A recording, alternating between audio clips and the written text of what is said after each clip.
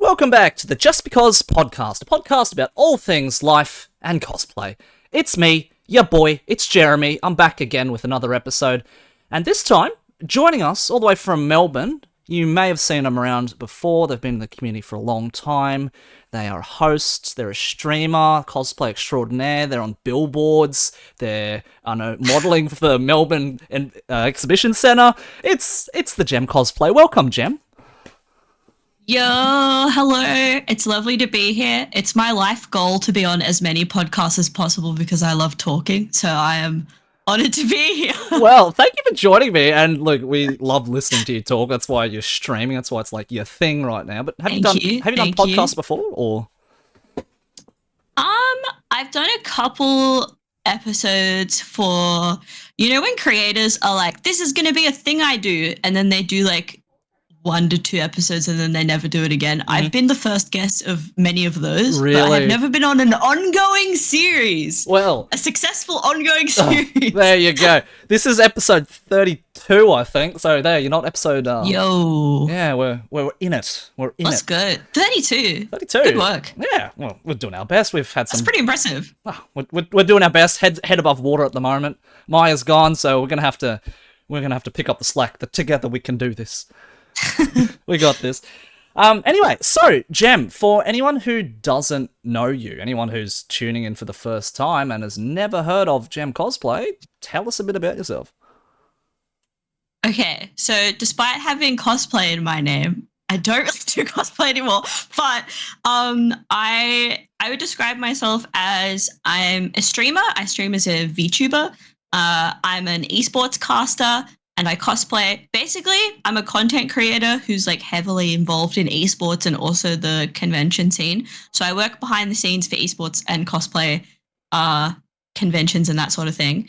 But I'm basically like jack of all trades. I don't know what else I do. I guess I do general influencery things as well. But to me, that's just part of like content creation. Part of the creation process. Well, that's fair.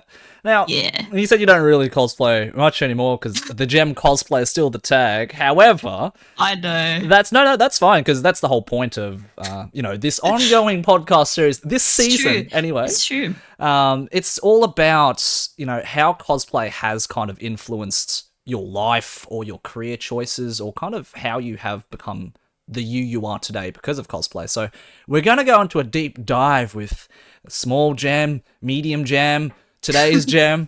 So yeah. I've known you on. To be fair, I only talked to you. I think I've seen you around the scene, right? But I think we only talked a little bit at DreamHack last year. Yeah, I remember. So that's. I think that's our like first meeting where we were like, oh, we know who each other are, because like sometimes I meet people and it just completely slips over my head like if that I know them or if I don't know them, particularly in cosplay. I'm so bad at telling like who is who.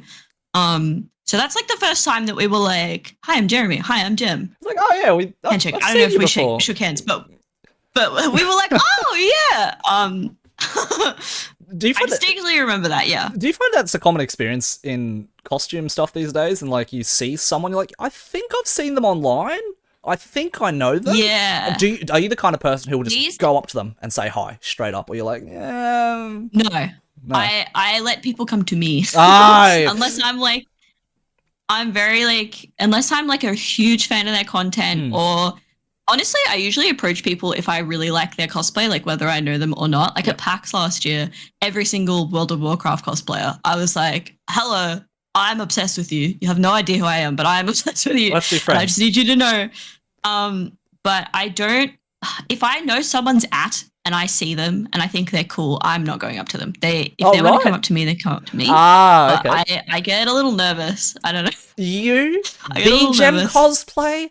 The hosts? Well, I don't like making the first move. I like being the second move. So you're one of those. And if someone comes up to me, I'll be chill. So you're one of those attract, don't chase kind of people, are you? With dating, I'm definitely a first mover because I just get bored. I'm like, oh dear. We'll dive into that in a bit, but so right now, like streaming you would say streaming or sportscasting, is that like your main hustle thing right now? Like that's Yeah, your thing? I would say they're kind of not interchangeable, but the Venn diagram is like becoming a circle with streaming and like esports for me, in that like when I stream, I talk about esports a lot. And casting is the thing I care most about. Like, definitely. Like, if I could just cast and not do cosplay or stream, I would probably just cast out of the three.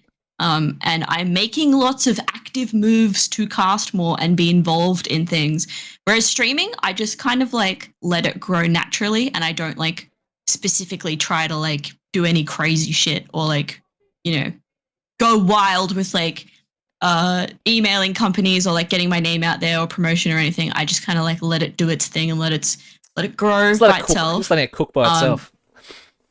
Yeah, but casting, I'm emailing people all the time. I'm trying to network all the time. I'm practicing a lot, so it's like my number one. It's my number one jam at the moment, but I still care about streaming and I care about cosplay to some degree. But casting is definitely like my number one. Now, has casting kind of been like always the number one since day one, since Little Gem kind of picked up her first Game Boy kind of thing? Or is that something that you kind of discovered later? I started cosplaying in 2009 when I was 10. 10? Because my school, 10. My God! Now. I was about to say 24. They're starting real young. Yeah, I went to a school where Japanese language was taught, and one of the years that our Japanese teacher was teaching us, she said, I want to do a Japanese summer festival in summer, and we're going to play all the traditional games you would at a Japanese summer festival. And you guys can like wear like traditional Japanese clothing or like fun costumes or whatever.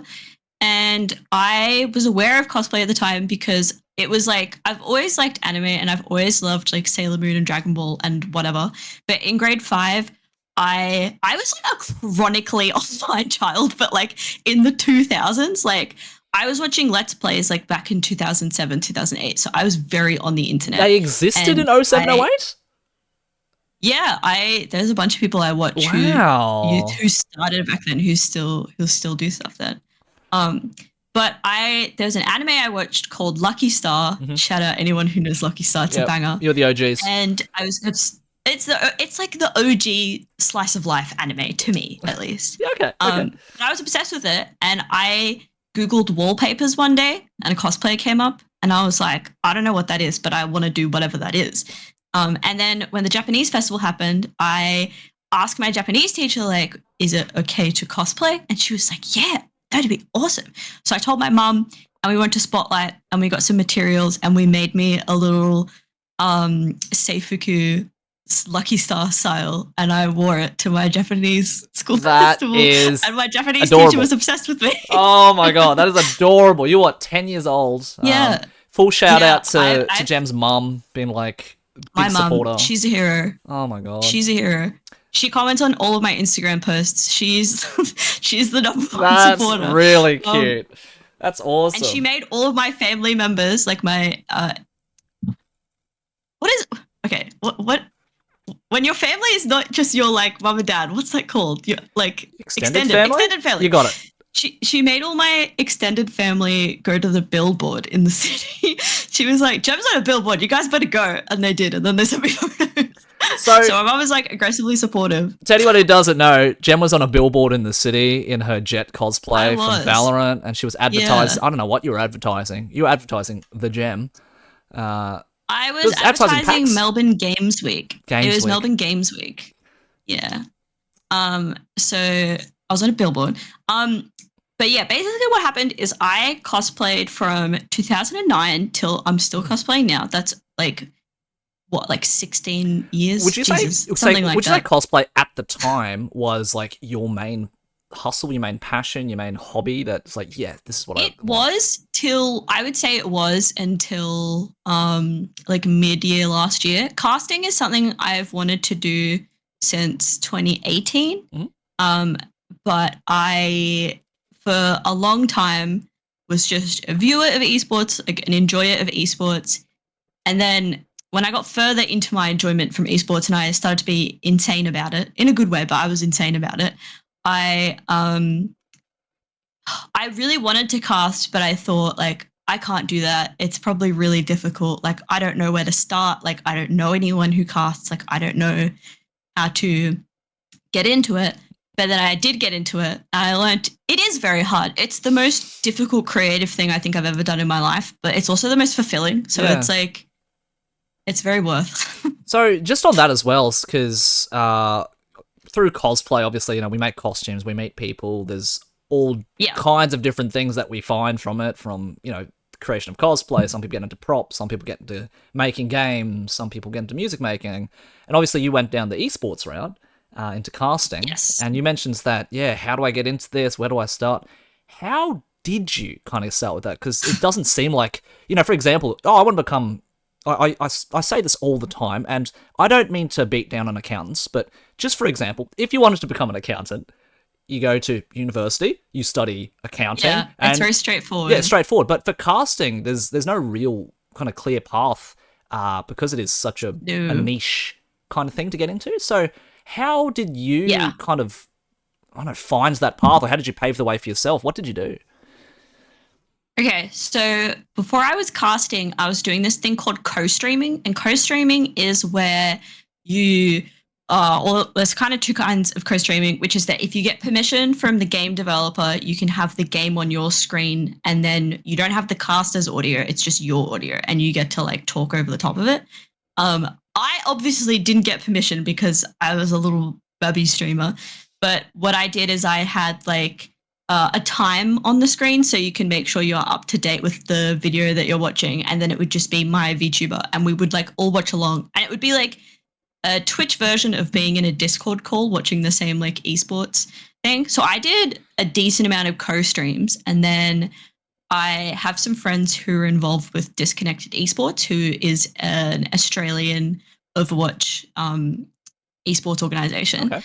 And they tweeted at some point or posted on Discord, I can't super remember, one of the two, saying, we need casters for a tournament. And I very reluctantly sent a message, and I was like, hey, I've literally never casted before, but I've done co-streaming, and I feel like that's like sort of similar. And I know a lot about Overwatch. So like if you have like no one else, I will do it if there's no one else that is like available or interested in casting. And then they responded, and they were kind of like, yeah, okay, like, we'll let you know. And then like 2 weeks later, they were like, we don't have anyone else. Please, you have to do it. You have to do it. And then I did it. So that was my That's your way of getting into it. Yeah, wow. Yeah. And then I did it. And first of all, terrifying. Terrifying. Absolutely terrifying. Terrifying. And I was... just if you're thinking about getting into casting, never listen to your first cast. I still haven't listened to my first cast, and I never want to. I think the VOD doesn't exist, but I knew that I had moments of brilliance and moments of absolute poo-poo on my first day casting, but I had to cast like a whole tournament. So I was kind of like, okay, well, whatever. I have to wake up and do this again tomorrow. And so I kept going, and then I kept doing Overwatch for a few things. And then for Valorant, there were tweets going around being like, if you are a woman or a marginalized gender, like, could you like please contact XYZ? They're looking for people to do something Valorant related. I don't even know if it was Valorant. They might have just said Riot, and I think they said like Riot FPS. It was very vague, but I was like, I know exactly what thing they're doing because I'm very clued into the Valorant scene. And at the time, I was like, the way they phrased it was very like women only, and like I'm non-binary, so I was like, I don't know if I'm allowed to participate. Like I don't want to step on anyone's toes. And I was so awkward about it. And then someone messaged me, who's a good friend of mine, and was like, you have to do it. And I was like, I don't think I can. I think it's just for women, and a woman I'm not anymore. I gave that up a while ago. But I was like, I don't know if my non-binary ass can be in the whatever they're planning. And they were like, you should send an email anyway. and just see what happens. Yep. And so You I did? sent the email. I was like, hey, I've never casted Valorant, but I've just finished casting an Overwatch tournament. I did not tell them it was my first No, you leave that out. That's fine. ever. I was like, I just casted a tournament. The boom. And then they eventually got back to me and they were like, we would love to have you. And then when I got put on board, the person I had been casting with for Overwatch was the person they brought on to do Valorant. Wow. So I was like, okay, that works out well. We can cast together. Hmm. And then we did Valorant at PAX last year for the PAX Arena stage together. Also terrifying. That's the first like on stage cast I've ever done, and also my first Valorant cast that I've ever done. Yeah, wow. So that's kind of how I got into it. Is basically with Overwatch, I was very eager, and I messaged, even though I was like, I don't think I'm qualified, but like you should let me anyway. Because I remember you did a whole panel at DreamHack specifically about, right, if you want to get into esports, specifically like Overwatch, this is what you got to do. Yeah. And then Gem, you probably didn't see, it was brilliant. She did like a full, 40-page PowerPoint on just getting into esports, Overwatch specifically. Yeah. Yeah, it was something like 40, 50 slides, something around there. But yeah, it's so funny looking back because I had all this knowledge, but I was still like, I don't think I know enough to cast. You do. 24-year-old me, you do. And probably like 22 and 23-year-old me, you do know enough to cast. You're just an AFAB person, so you don't have enough self-confidence. Like, you know how like when men see like a job application and they don't fit all the criteria, they apply. And it's very common for women and anyone who's assigned female at birth to look at an application. If they don't fit like one word of a sentence, they don't apply. It was very that. I was like, I'm not qualified to do this. And then when I started casting, I was like, damn, I'm kind of more qualified to do this than some other people.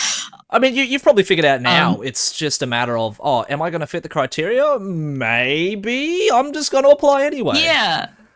Yeah, I think as creators, like the best thing you can do no matter what like niche or industry you're in is to like not be afraid to reach out. Like just do it. Just do it. Just do it. I mean, here's a good example. Legitimately. Because you said email someone. Well, that you said just on those emails, you actually mentioned it's like, I don't do that as much for my streams, but with casting, I'm shooting out emails like crazy. Yes. Just on that, how many emails do you reckon you've actually sent out? The last 6 months. I don't want to count. Just off the top of your head. Honestly, though, it's not many like company, as in like I haven't sent many to multiple different companies because esports is kind of in a bad place at the moment. Right. But the emails I do send like end up being like long chains with like lots of things involved. Like I won't say who, but I sent an email to a company last week and I sent it to my co-caster Ricey and I was like, this would be very bold, but I think we should just email and ask if we can cast, even though it's like very much above like what our experience levels like ability. Yeah. Yeah. I was like, what if we just emailed them? And Ricey was like, okay, well you can do that. You can be bold. I won't do it, but you can do it. And so I emailed, I didn't hear back for a couple of days and then I heard back and it was mostly really good things. There wasn't anything bad. It was just like they had some circumstances where we couldn't be a part of things immediately, but they were like, we are moving things behind the scenes so that you can be involved. So wow. Being bold is number one strat.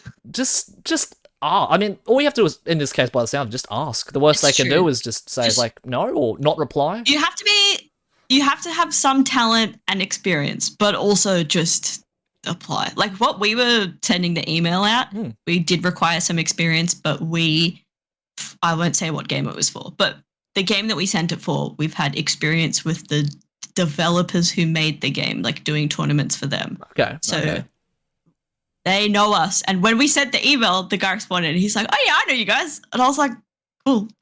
That's good. That's good that they know us. Do you feel like, well, because you said you don't do cosplay as much these days, but are you still kind of involved in the community doing things with cosplay related things or mostly kind of gaming things these days? Yeah. No, I'm still cosplaying. It's been a part of my life for more than it hasn't because I've done it from such a young age. Yeah.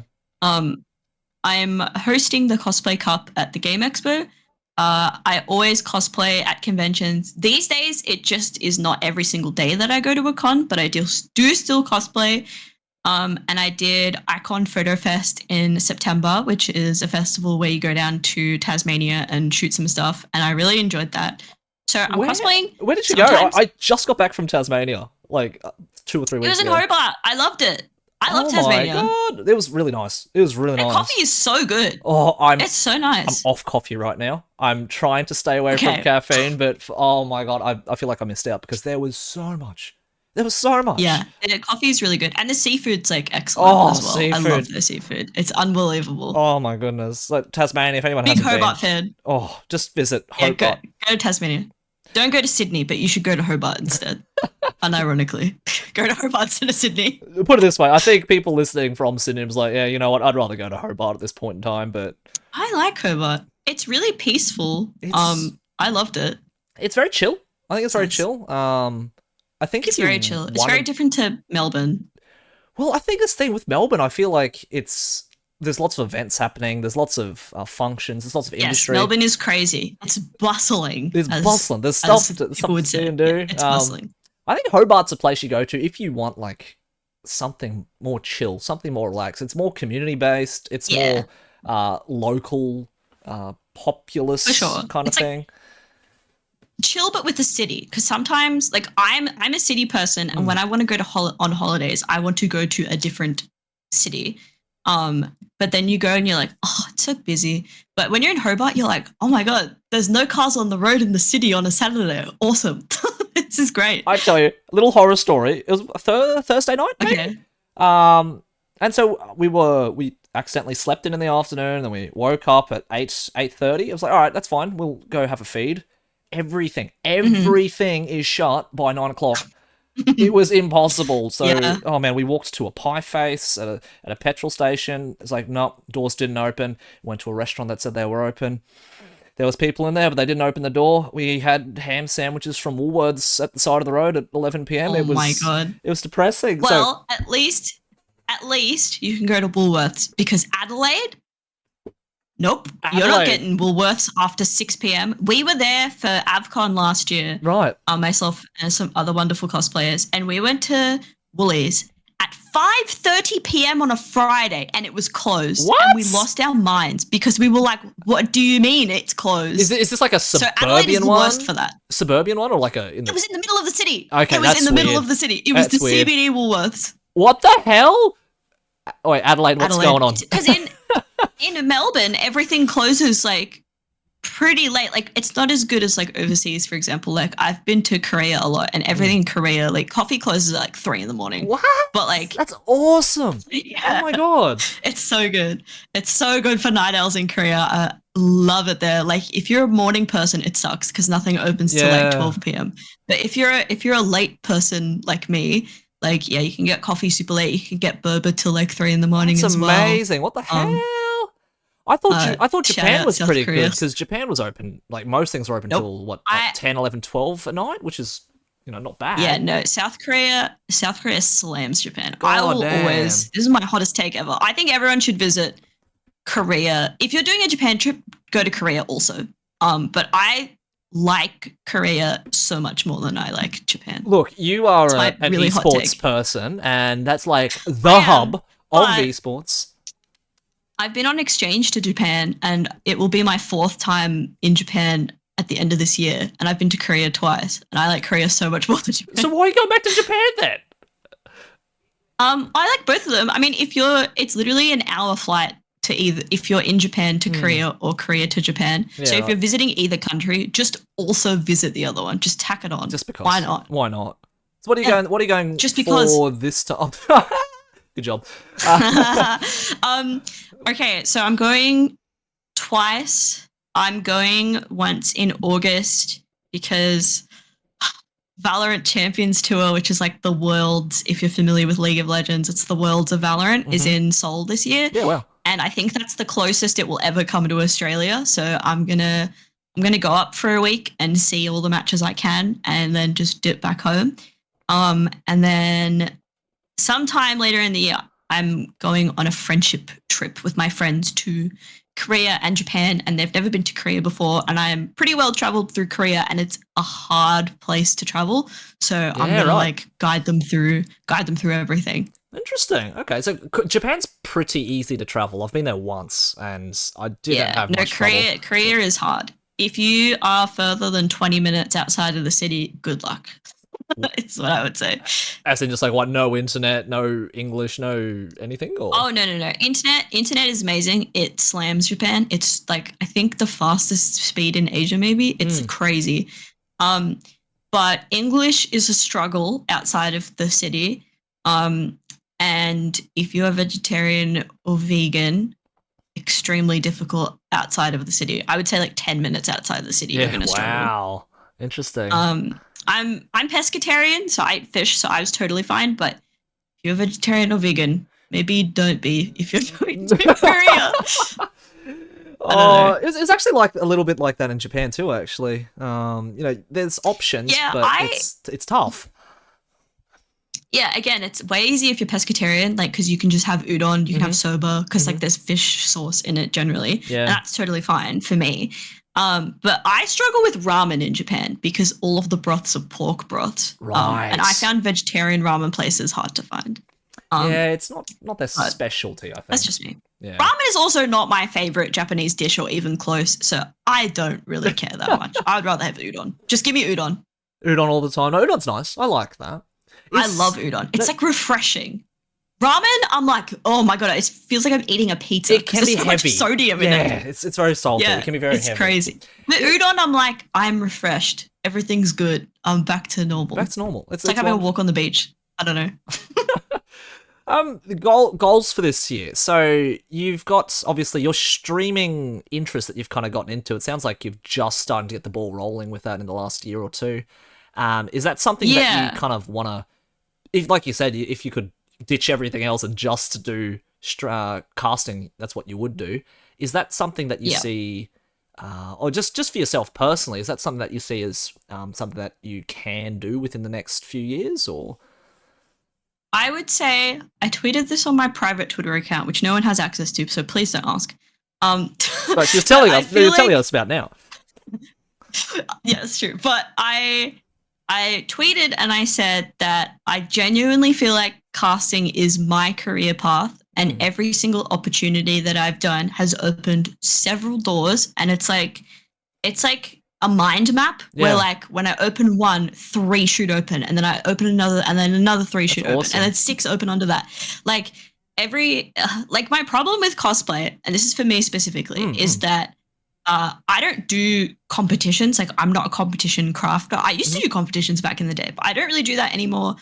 And so I felt like with what I could do with the cosplay in Australia, I had done everything that I wanted to do, and it didn't take me that long of trying hard to do everything that I wanted to do. Whereas esports is like, it's hard to get opportunities, but once you do, they just keep coming and coming, and there's so much potential, which I feel like for me with cosplay doesn't really have. Like, I could just, I could be like, oh, I'll get 50k followers on Instagram or whatever. But casting is more about like the projects you do, how good of a job you do at it, rather than like reach or engagement or anything like that. It's more about how good of a job you do, which I like massively prefer. But yeah, I think casting, in 2 years, you should see me as like, maybe not a full-time caster, but at least a part-time caster on some sort of league. Like, that's cool.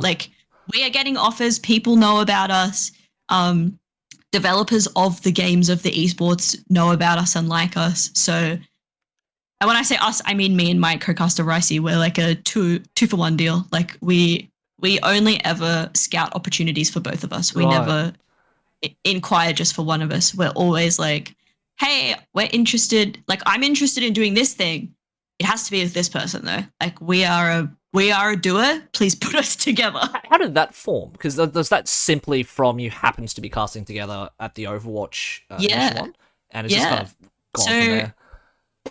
Ricey was casting the whole tournament, the Disconnected Esports tournament. And she was in Melbourne that month for PAX. Mhm. And she said, she was like, oh, where are you in Melbourne? And I told her, and she was like, oh, that's literally 5 minutes from the place I'm staying. That works really well. I want to cast in person with you. Like, I think our first one was online, but the last couple where she came over to my house and we casted from this room. Just because like you get that energy in person that you don't really get like online. Like Ricey will like grab my arm sometimes when she's like getting excited, and like shenanigans happen and it makes it like just a bit more fun. Yeah. So she came over and did that, and initially she was like, yeah, like we just picked you because like you're close nearby. And then eventually she was like, I want to be your co-casting partner.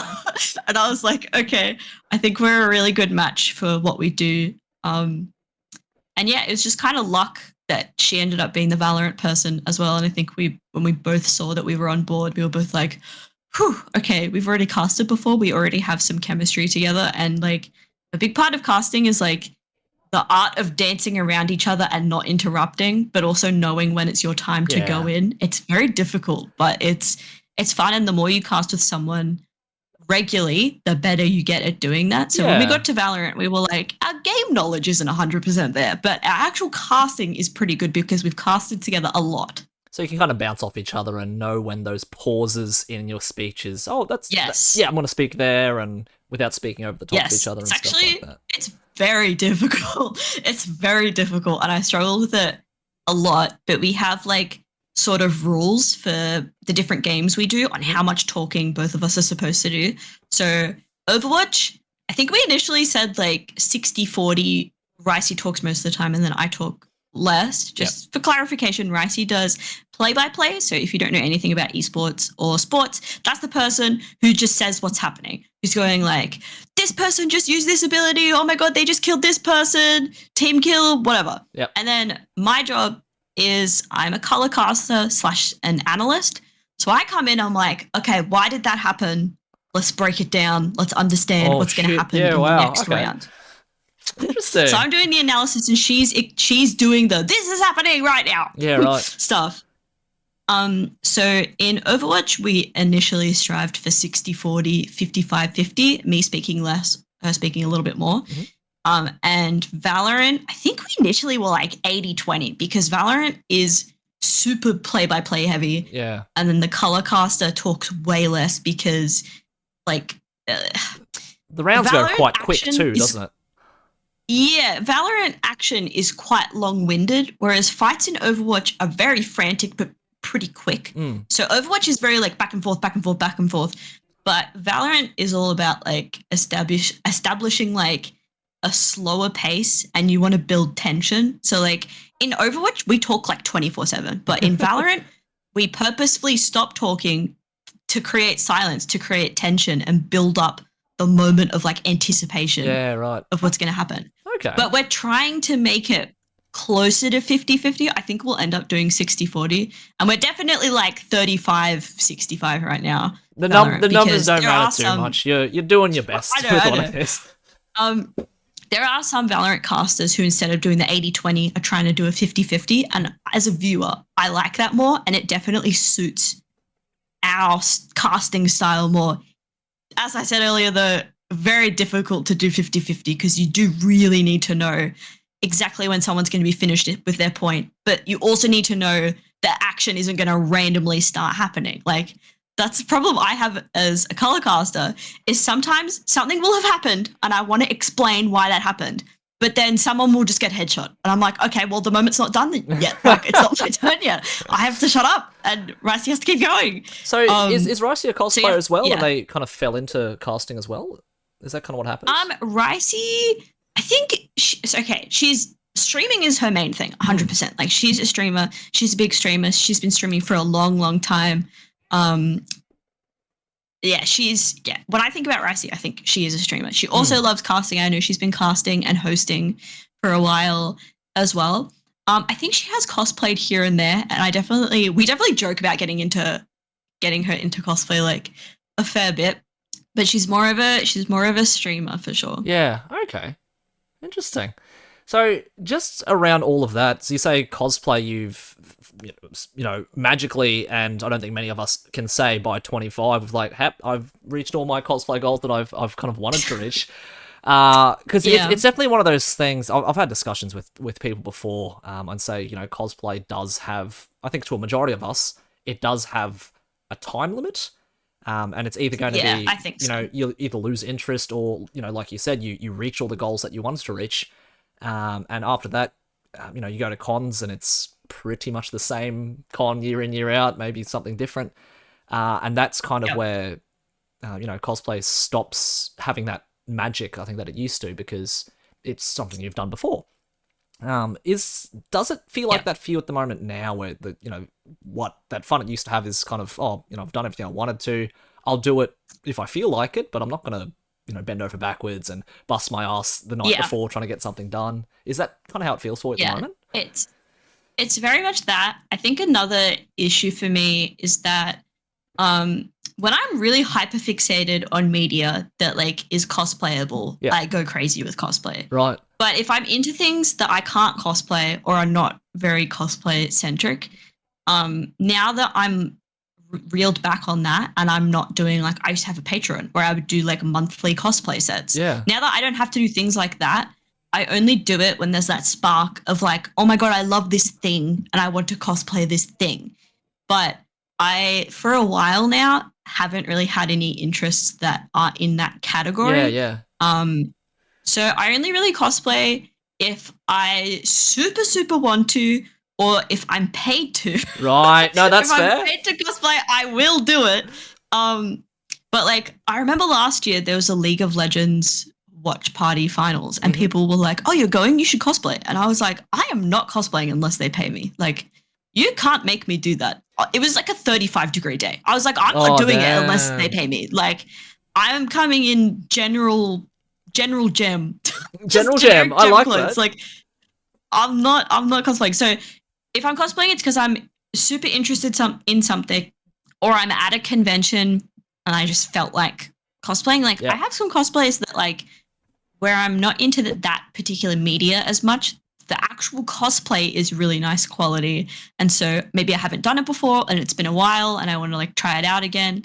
But I'm over the like watch media to cosplay from, like watch media to get an idea to cosplay from, order a cosplay, do it 1 or 2 times, move on to the next media. Yeah. Like I'm so I'm done over with that. it. I'm over it.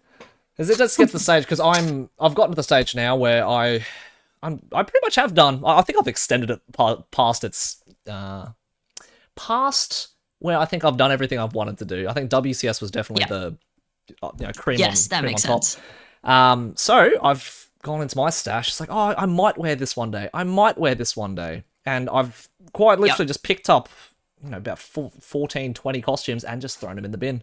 Because that's it.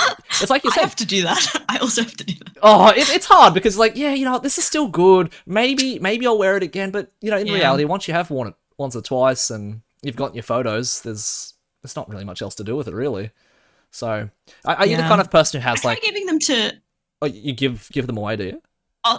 Yeah, I try and give them away to specifically friends so that I can see them using it. And I know that it's gone to someone who's going to get, like, good use out of it. mileage Yeah. out of it. Yeah. Well, that's fair. Sorry, what were you going to say? No, I was just going to say, like, what are some costumes that you feel like, what was the last couple that you said, I bought this, worn it once or twice, and it's like, oh, yeah, no, that, I shouldn't have done that.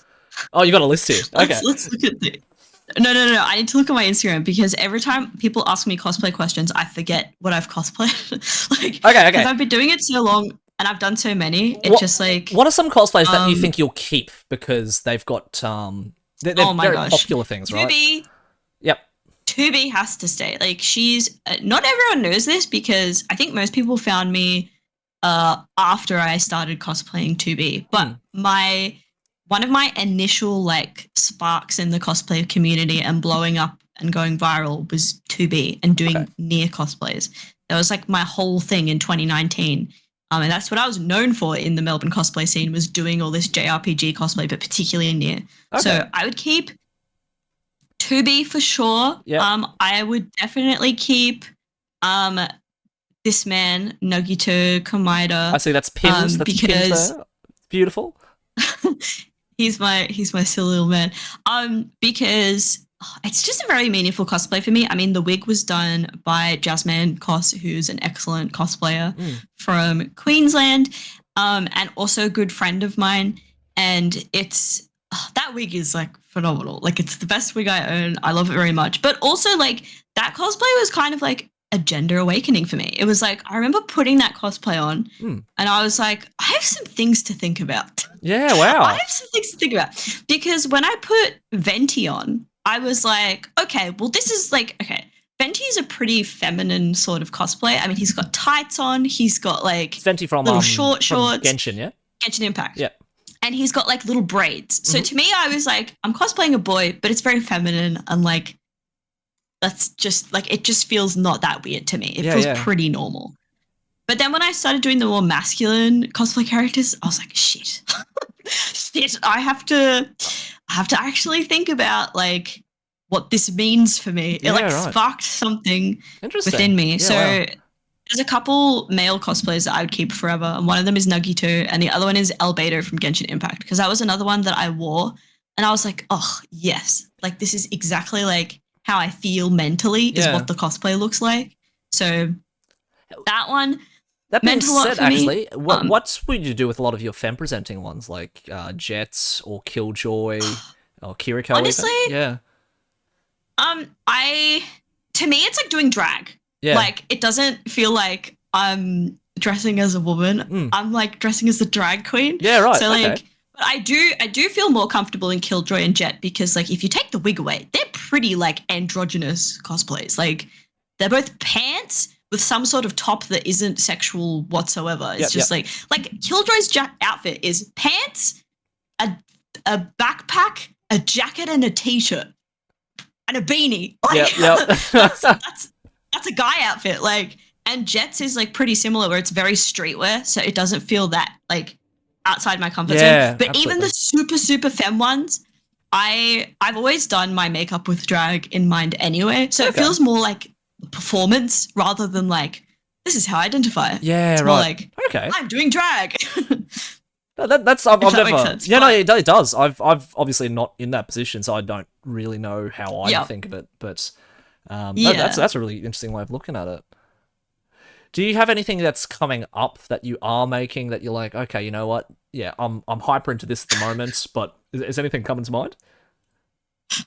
I definitely have some Valorant cosplays planned. I'm very much in Valorant hell in the moment. At the moment, I'm planning to do ISO. He's one of the newest Valorant characters. He's a bit of an e-boy, and his outfit, I remember when he was revealed, everyone was like, Jem would wear that. And I was like, I would wear that. I would wear that. Valorant ISO. Oh, that's the duelist that takes them to the Shadow Realm to fight for 10 seconds or something, right? Yeah. Yes, that guy. And he drinks boba. What an icon. Me too. I also take people to the Shadow Realm and drink boba and wear a hoodie and get no sleep and an e-boy. Like, it's me. Wow. And I love comfort cosplays, and that one looks so comfy to me. It's literally a hoodie and pants. And it's Valorant. It's Valorant, so it works perfectly. When you cast, do you also wear cosplay, or like especially when you're on stage? No. I really don't like mixing the two. I had to last year. Okay. Not cosplay, but when we posted the PAX Arena casters, I don't have any photos of me casting, and so I was like, I will submit a Jet cosplay photo. Yeah, right. But I really don't like mixing the two because I feel like people take you less seriously as a caster if you're in cosplay.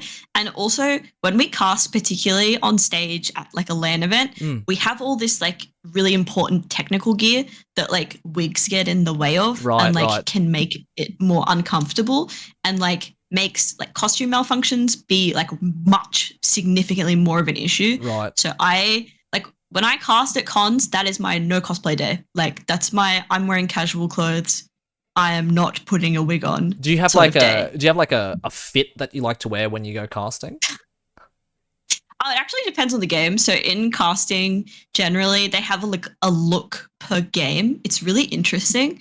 Like I find the League of Legends casters very millennial. Like they'll wear suits and like gowns, and it's very like professional. Yeah, interesting. And then Overwatch is like, oh my god, I don't know, like business casual, I would say, like button-up shirts, but like a fun pattern, and like maybe like it's more funky, but it's like still professional. That's really And then interesting. Valorant, everyone dresses how I dress in my personal life, which is like a bit edgy and streetwear. Like people have like lots of necklaces and like bracelets, and like they might have black nail polish on, and they'll have like a denim jacket or like a really interesting top. Like everyone wears That's very so cool interesting. streetwear things for Valorant because they're trying to market it Yeah, to yeah. people like Gen Z, to Zoomers. They want to be seen as cool.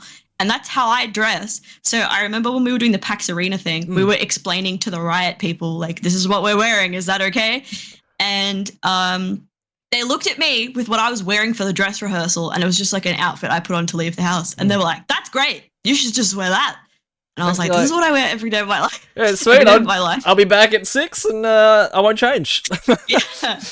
Yeah. And with Ricey, they were like, edge it up a little bit, because she was going like a bit more professional. And they were like, yeah, make it a little bit more edgy. It's really interesting. Yeah, wow. Before you kind of got into casting, you were obviously still cosplaying. Yeah.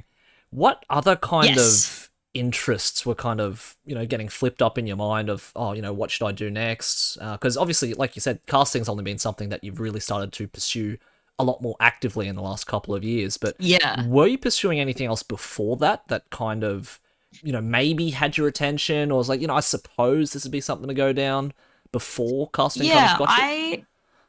I think a lot of people think that I started streaming last year, which isn't true. I started streaming January 2020, and I streamed all of 2020 and most of 2021, and then I took like a year off.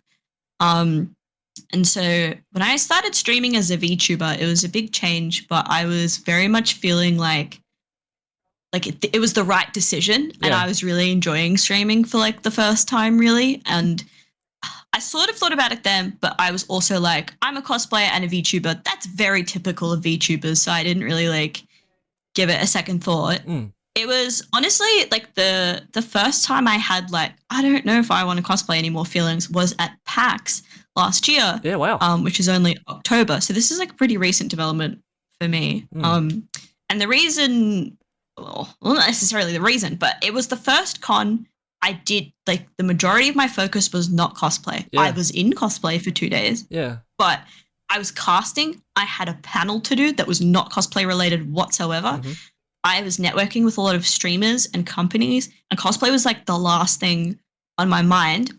And the thing that like really tipped it for me is I had it officially with nasty cosplayers at that con. That was the con where I was like, I'm just done. Like, I don't want to interact with these people anymore, because I was with someone who's not in the cosplay community walking around, and they saw me interacting with people who have been mean to me, and I was being really nice. And when we left, they were like, why were you being nice to those people? And I was like, well, reputation's important, and it's good to just be nice to people, even if you don't like them, whatever. They were like, that's so weird. Like, if they're mean to you, you don't have to give them the time of day. And when I juxtaposed talking to cosplayers with talking to streamers, I had a big moment of like, people who stream are so much more mature, and they're generally a little bit older. So they have like a mortgage, children, like they have other things in their life that isn't getting likes on Instagram or TikTok. Yeah. And like, sometimes I feel like cosplay more recently has become, I don't know, toxic is maybe not the right word, but it's become an entirely different beast to what I joined it for. Absolutely. And I don't think I would notice if I was a smaller cosplayer, but at PAX and other cons, I had people trying to schmoozy up to me to get opportunities who are not friends with me. Yeah. And then they started telling people like, oh, I'm friends with Gem, so you should let me do XYZ. Oh, really? Oh my God. Then when I found out about that, first of all, I was mad. But then secondly, I told everyone on stream that happened. And then we started the hashtag friends with Gem.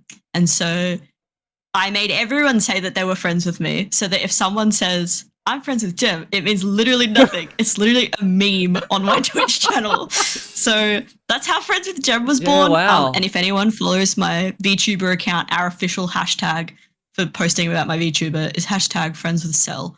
And Cell's the name of my VTuber. So That's hashtag cute. friends with Gem. Friends with Gem. Wow. It doesn't mean anything anymore, Gem, to be your friend. It doesn't mean anything. But not if you're going to be like, I want to work with this company and I'm friends with Gem, so you should just let me because we're friends. That's It's crazy. crazy. I can't believe people do that. Like, I'm not the messiah. I'm literally just a little guy. Like, I literally put wigs on. It's so bizarre to me. I think it's definitely one of those things in which, you do have a little bit of a platform because it's not that you haven't been working at it. It's not that you haven't been, actively pursuing it, but you've just been doing what you enjoy doing. And it so happens that what you enjoy doing has managed to, help you network with people, help you meet other cool people and get these cool opportunities rather than just, I'm really good friends with this famous cosplayer and therefore you should also give me opportunity. Like, oh my God. It's very weird. That's crazy. It's a bit funny. It's very weird.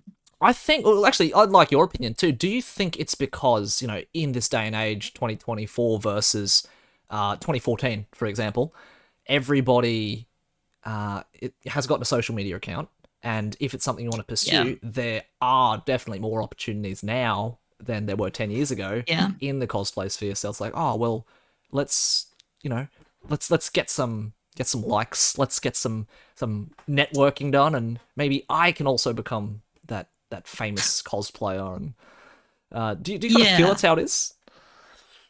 Yeah, not with everyone. And I also feel this way about casting. And I'm going to be really mean for a second, which is that I think that there are some people who get into casting. This is honestly more of a casting problem than cosplaying. There are a lot of people who start casting to help their streaming career because they think if they can become friends with the developers of the game, that they'll be able to get their stream sponsored by insert game here. And if people know them from casting, that people will watch their stream.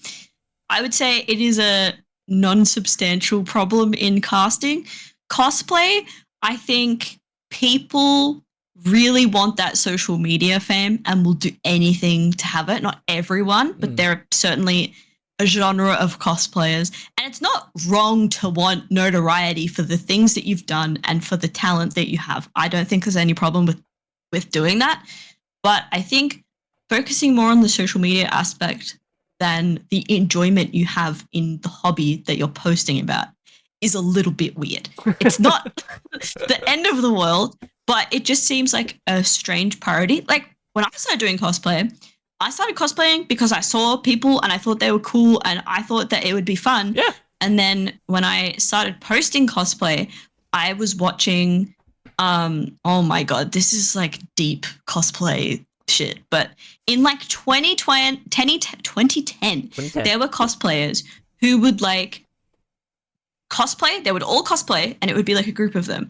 And then they would just like pretend to be those characters and just film YouTube videos. And they'd go to like the park or they'd order pizza, but they'd be in character the whole time. And I was like so intensely obsessed with like some particular YouTubers who did this. And I was like, I want to be in character pretending to be Elle from Death Note with my friends. Are you kidding me? That sounds awesome. As opposed to I want to post this on the like social media and get likes. I was like, that looks fun. Like that looks like a silly, fun thing to do. And I loved those videos and they made me laugh, but it didn't make me think like, oh wow, what an easy way for me to become successful in this hobby. I think TikTok and more than TikTok, lockdown and COVID did this to cosplay. Like even in 2019, people had like cost cards, but that's the extent of like social media pushing. Whereas like now, I don't know how I feel about it. It feels very. I see people get so upset if their posts don't reach like an amount of likes or reach. And I used to be that way as well. Yeah. But in my personal defense, it was like my core business. And so if I didn't hit like a certain number, I was like, well, I'm just getting less money this month than I would be. When I was doing Patreon, if I was posting my Patreon posts and they did shit, I would genuinely see a huge drop in income. But if you're just posting and not getting money, I think like this is so cheesy, but like enjoy the journey more than like more than the destination. Yeah.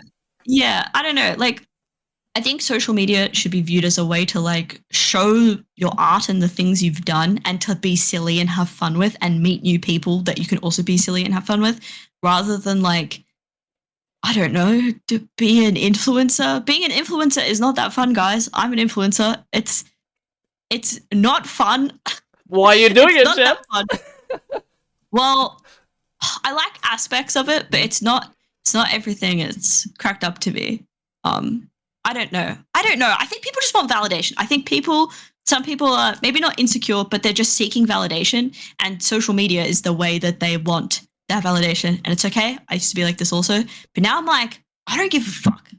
Look, Like, I think you've just exist. learnt. You've grown. You've gone through that I have. era of, making a costume, wearing it, getting those likes, and now you're like, Yeah. I get the likes, maybe I don't get the likes, but I still feel the same. Like, I don't feel any more or less of a person if I do or don't have those No. likes. So No, sometimes the only times I'll get upset if it's like a post that means a lot to me and I love dearly gets like shadow banned or something. I'll be like, that sucks. Yeah, okay, that's fair But enough. if it's just a normal cosplay post, okay, it's a photo of me in a wig. Who cares? Well, that being there's gonna said, be more. It doesn't matter. for anyone who is, let's break this into two. So both for cosplayers and also for streamers. Well, let's say in this case casters. For anyone who is, let's start with casters. Anyone who's a streamer or a caster, just like yourself, if you had to give your 2 cents of advice to them, what would that be? Okay, casting. Do it because you love it and because you love esports. Okay? Imagine if you became a cosplayer but you hated cosplay and you were doing it because you wanted people who are game developers to email you. That's weird, champ, to me. Like, do a thing because you like doing it, not for an ulterior motive. Because especially with streaming, if you are streaming but you have some sort of other motive you're going for that isn't to have fun on stream, you're gonna have a bad time. Like, streaming takes a lot of energy and time, and you should only do it if you're enjoying it. And that's why I stopped streaming for a year, because I wasn't enjoying it. And then I changed what my stream was and I came back to enjoying it.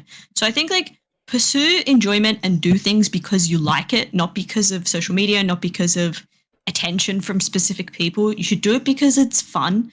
And there certainly are career opportunities, and I won't like shy away from that. If you want career opportunities in that field, that's great. But like, you're not going to get there if you don't have the passion and love for it, because it shows in your work. If you, I don't know, cosplay some character and you've never heard of the source material and people come up to you all day excited to talk to you about XYZ, they're going to be a little disappointed. And yeah, I don't know. I just think like authenticity and doing things because you love them, as cheesy as that is genuinely like the best way to go about things, even if you are really set on getting a career in that industry. Let's clip that. I don't know if we can clip that. I'll clip it myself. That was Clip awesome. It, chat. Yeah. Clip it, chat. So basically, it is just do things because you like it, first and foremost. And if opportunities come, or you chase those opportunities because you enjoy it, great. But don't go for the opportunities if you don't like don't doing force it. Yeah. Yeah, absolutely. Yeah, it's. I just saw my dog's ear. She's like right down here. Shout out Kira, my doggy. I just wish people had a little bit more enjoyment about like the things that they do, and they didn't take it so seriously. Like, I love being an idiot on stream, and I'm not saying everyone has to be stupid on stream, but I think like letting go, especially for streaming, like is like the best thing you can do for yourself. Sometimes I see VTubers who have like a very specific persona with like a lot of lore, and they're stuck in that lore and persona, but because they're stuck in it, they're like thinking too much about like what they should say or how they should act. And I did that my first week of streaming. I had this whole dramatic lore, and then I was like, fuck it, dude. I'm a wizard who has a rat. That's it. Done. That's the lore. I live in space. That's it. I'll make it up Done. as I go. And then I never talk about. Yeah, I don't talk about the law ever again. Like, and I just be stupid. And I remember someone in my Discord like months ago was like, when you just started being dumb on stream, it made stream so much better. And I was like, I fully agree. So I think don't take content creation too seriously. And like, if you look at my reels, for example, the only ones that ever get attention, and some of them do quite well, is when I'm having a laugh, if I'm making a little joke, if I'm being silly, if I'm not being serious. If I make a serious like short form video, no one cares. But if I do something silly, something authentic, people are like, fuck yeah. So it's proof. It's literally proof. The last reel of mine that went viral was literally me and my best friend Harley, Classy Pollux. Everyone shout out. Follow him on Twitter. His Twitter is the funniest thing I've ever seen. It was us in our hotel room in Tasmania in our Fire Emblem cosplays dancing because we were excited about the photo shoot and how cool we looked and about how much we love Fire Emblem. We were just dancing and be like, yeah. And then I filmed it and then I posted it and people were like, so true. And then they tagged their cosplay bestie. So just authenticity. Be authentic. Authenticity. It's beautiful. Yeah, seriously. Would you say, and would you pass on that same message to people in cosplay, I suppose, as well? The 2 cents of people who are either doing cosplay or you know, having second thoughts about continuing cosplay. Kind of, what would your do it? 2 cents be? Do cosplay because you love it. I was meaning that part to be about cosplay as well. Casting is kind of a separate thing where I would say like, having fun is good, but like you should know what you're talking about, and like that's not. It's like a little bit different to the other two because how good you do is not based on entertainment factor necessarily. It's like a part of it, but like you need to have a certain amount of knowledge and you need to be good at what you do. Whereas I feel like cosplay and streaming, you don't have to be a technically good cosplayer or like streamer to have fun. You can just be silly and have fun, and you can with casting as well. But like, it's kind of a different thing because when you cosplay in your stream, 99% of the time you're doing it for yourself. But when you cast, you're working for a company or an organization, and that makes it like a little bit more difficult. But yeah, cosplayers, if you're like second guessing it, I think taking a break from cosplay is a legitimately good idea. Like take a back step for like however long you need, and then jump in when you get the itch. Because then when you get the itch, it's going to feel so much better because you actually want to do it and you're not forcing yourself to do it. And if you've never cosplayed for the first time, it's not that serious. It's really not that serious. Like you've probably worn Halloween costumes before, or like you've probably worn a wig at a sports day at some point. Like it's not that grandiose. You're just wearing a thing. You're wearing fabric and like fibers on your head. It's not that serious. Jem, you can start at any second. You've probably been there as well. Where it's like, oh no, it's not the right shade of red. Or it's like, oh no, I don't have the right eyeliner. You get like really nitpicky with yourself, and then at the end of the day, you realize, God, I was worrying for nothing. Like that. Who cares? That no one cared. No, it was just me. No. So literally. Yeah, I used to be super. This is like a whole other discussion, but for most of my cosplay journey, I was really focused on accuracy. And if it wasn't accurate, if my makeup wasn't game accurate, I was like, this is terrible. And then I met the wonderful Peck Yams. Shout out Peck Yams. She doesn't really cosplay as much anymore, but she's a Melbourne cosplay icon and a Danganronpa cosplay icon. And she always came from a perspective of creativity and doing whatever the fuck you want. And also like, you're not going to perfectly replicate an anime character. That's a drawing. Do whatever you think will work. And that like really expanded how I feel about things. And it was uncomfortable the first times I cosplayed and wasn't perfectly accurate. But then like I kind of branched out and I enjoyed it more because I was like adding bits of myself to the cosplay and thinking about things of like, you know, they're not drawn this way, but I think the character would have X, Y, Z. Like Shoto, who's a VTuber who I've cosplayed a lot, he doesn't have black nails in any of his fan art, I don't think. Maybe like 1 or 2, and none of his official art has it. But I always get my nails painted black every single time I cosplay him like because I'm like, thing. He would. Yeah. He would. He does in person, like his real life, like him, he does have black nail polish on. So I was like, even though the VTuber doesn't, I'm going to whack it on because I think he would. Just because. Yeah. I think that's, just because. Podcast. I think like being creative with your cosplays and doing what you want, regardless if it's accurate or not, is like kind of the most fun way to cosplay. But I understand if you're a competition person, it's not that easy. But if you don't do competitions, fuck it. Just fuck it. Chill with it. Do what you want. Oh, good advice. Jem, I don't know how we did it, but fuck, that went so fast. But that's our I podcast. know. I told you I can talk. It went by so fast, so fun. Did you enjoy it? Was that So a fun true. little chat? Yeah, it was fun. I Yeah, like talking. Easy peasy. easy peasy.